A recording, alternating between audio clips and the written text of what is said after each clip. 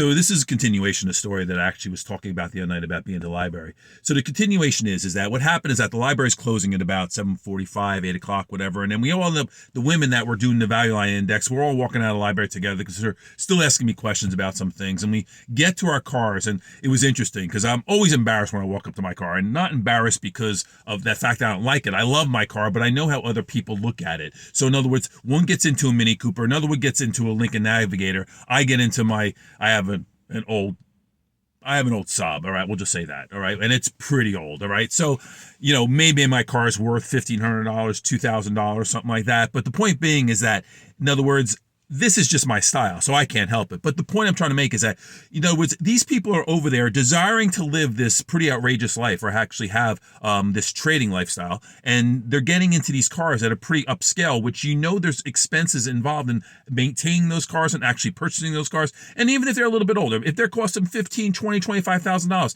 and again, if they're balling, then I understand that they can afford that kind of car. But they want to be a full-time trader, and they need the screen time, and they're not getting it because they have to actually maintain a certain lifestyle and have certain expenses, then it's not going to happen. I remember one time, this is going back, I guess, about 14 years ago. I remember one time I felt so bad about this. It's still, as I'm going to tell this story, it's going to bother me. But I had this amazing, amazing girlfriend, all right? And what ends up happening is that her brother-in-law wanted to take everybody out to a restaurant, and it just worked out that way, all right? The end of the meal, it ended up costing $100 per couple, right? So $100 wasn't that easy for me to come up with back then, because obviously paying my bills, not making that much to Y, only working 25 hours a week, having a ZERP policy, so my investment capital really wasn't making anything. And then all of a sudden, I want to treat my girlfriend nice. So I was planning on like a little camping trip to go away. And then all of a sudden I had to drop $100 on this meal for the both of us. So we walk out. She knew we were going to go camping. She's like, so should we start getting packed for the camping trip? I'm like, I'm sorry, we can't go. I don't have the money to go up there. And in other words, don't get me wrong, she could have ended up coming up with the money herself, but that wasn't a situation that I wanted to put her into, because she was already paying to have her dog, have the dog sitting person come over and take care of the dog.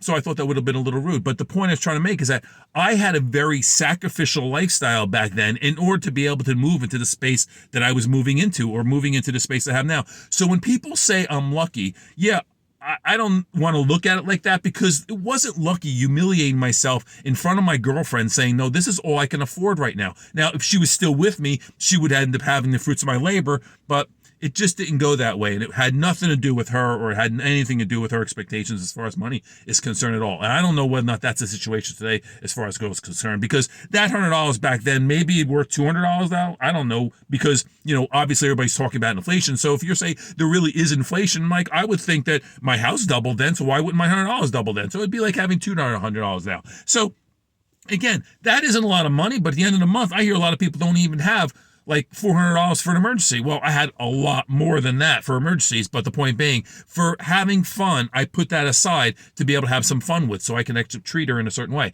But when I see these other people getting these cars and probably going home, and maybe they're eating a dinner out in a restaurant on Friday and Saturday night, and they're having a good time, having drinks, whatever it may be, taking vacations, you don't get to do that if you're like trying to be an aspiring trader. And maybe you do. I just don't know the world that you get to do that in. I see other people that I know, they're doing very well at their career, and they're doing some trading on the side, but they ain't making it as a trader. And you ain't going to make it as a trader unless you're actually in front of the computer. So in other words, if you can't afford that screen time of 40 hours a week, then good luck. I mean, maybe you could pull it off in your spare time. But again, if you're doing 40 hours a week or 30 or 20 hours a week in conjunction with your normal job, then yeah, I would assume, but it's just going to take that much longer. So anyway, that was my little story there. But I have another little story, because yesterday I went to a Italian cafe over in this area. I have to drive down to this area where I like to hang out. I was born down in another area.